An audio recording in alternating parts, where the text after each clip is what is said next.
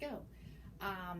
One thing I think that was very interesting with the chapter is it talked about vision and how we can measure children's vision and that type of thing. I've actually had a young toddler in my class many years ago that had cataracts. I don't know if anyone knows what cataracts are, but it's very, very, very rare and not common with children that are young infants. They went to the eye doctor and found out that this child had cataracts, and they were able to perform surgery, but then with that being done, her end result was she had to wear either glasses or contacts. I think most parents would be like, okay, our child's going to wear glasses. This particular family did not want their child wearing glasses, and so she wore contacts. And every day they would lay her down at home. Mom would hold her head, and dad would put in the contact, and vice versa. Then dad would hold her head, and mom, would put in the contact.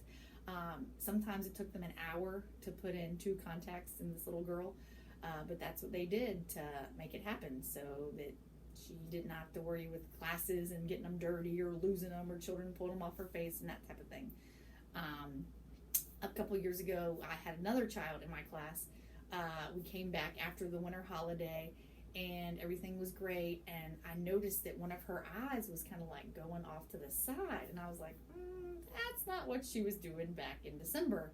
So I called her mom, and I was like, hey, have you noticed what she does with her eye? And her mom was like, yes, it's the cutest trick, don't you love it? And I'm like, that's not a trick, like something is going on, and I was very adamant about she needs to go see an eye doctor.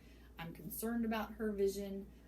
3 days later, they were able to make her an appointment for a local eye doctor here in Athens, and lo and behold, they realized, yes, she needed glasses. So luckily, because we were able to advocate for her and say, hey, I know you think this is a trick. It's not a trick. No child can make their eyes do that naturally, by, like, it's not a learned behavior like whistling and that type of thing. So yeah, it was very interesting to me that I've been able to be there for parents to help them out with this vision process, because a lot of parents don't know, right? This is their first time with a child and that type of thing. So yeah, excuse me as I scroll through our PowerPoint, which will be uploaded to ELC as well. Hearing, I have actually a child that is currently in my class now whose father has an issue with hearing, and so the mom was very concerned, and she was like, I don't know if this child is also going to have an issue with hearing.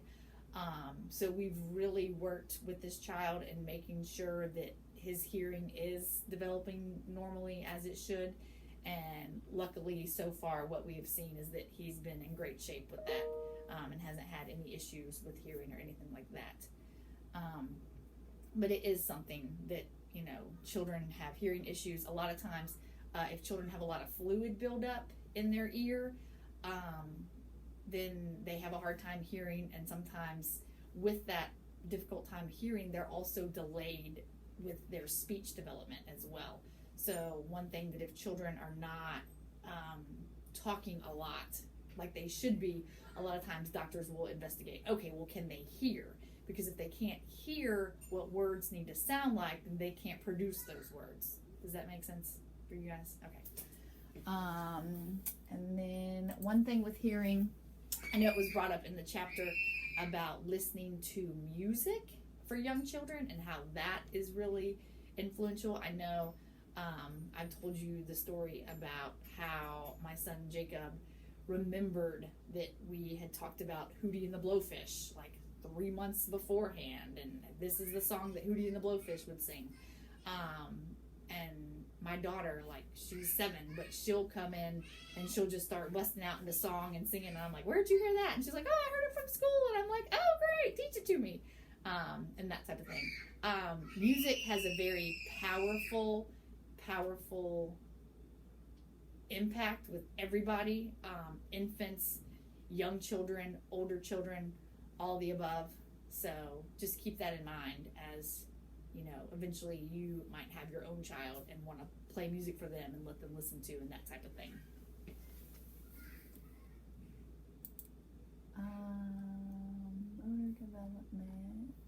So one thing that's interesting with the motor development is a lot of times they worry about children with their ability to crawl, right? So if children go from just sitting and then to walking and they don't experience that whole crawling aspect, they have a difficult time with later on in life reading, right? Like who would think those are related, but they are. And so one thing that we work on a lot with young toddlers that come to us that are not yet crawling is we get them down on their hands and knees, and we'll make them put one hand, knee, that type of thing, just to get that process going. And luckily we had a child in this class this year who came to us and she was not crawling. She would scoot on her bottom, almost kind of like how you see the puppies that'll scoot on their bottom across the rug. She would scoot like that across the floor on her bottom.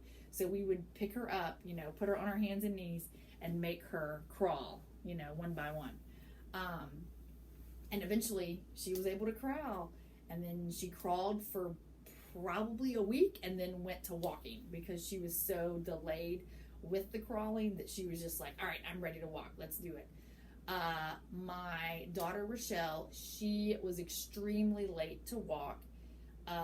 The doctor was not quite concerned, but there had been some questions about, well, if she doesn't walk by this date, then we're going to have to step in and get her physical therapy. And she actually was able to walk by 16 months, which is typically late. Like, usually children learn to walk between the ages of as early as 10 months. Usually around 12 months, children are walking by their 1-year birthday, and then usually no later than around like 14 months. So the fact that she waited till 16 months was like extremely late. And then when we had Jacob, we were like, oh, he's going to want to walk because he's going to want to keep up with his older sister. We were extremely wrong. We couldn't have been more wrong. He actually waited till he was 17 months to walk. We were like, is he ever going to do it? We had actually called a physical therapist and like set up an appointment, and literally like that next day he started walking, and I was like, really? But now obviously he walks, he runs, he does everything. But yeah, so there's no rhyme or reason as to why children are early walkers or late walkers.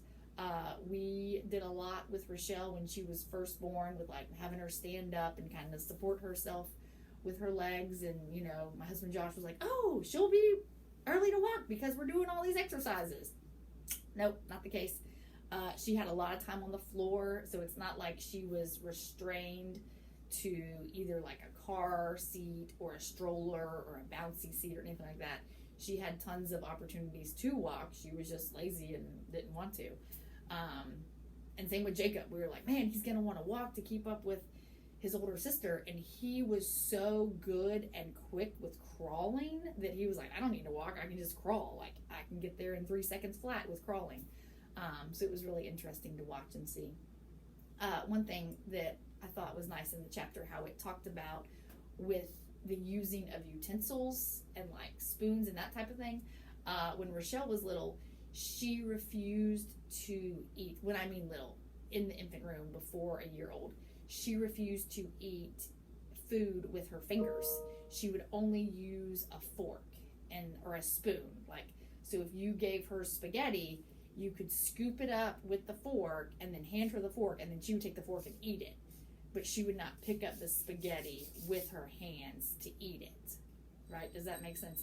So, and I joked around. I'm like, it's because when the whole time she was in utero, she heard me telling the young toddlers, use your spoon. That's what we're doing. We're using our spoon. It's a utensil. We're using it.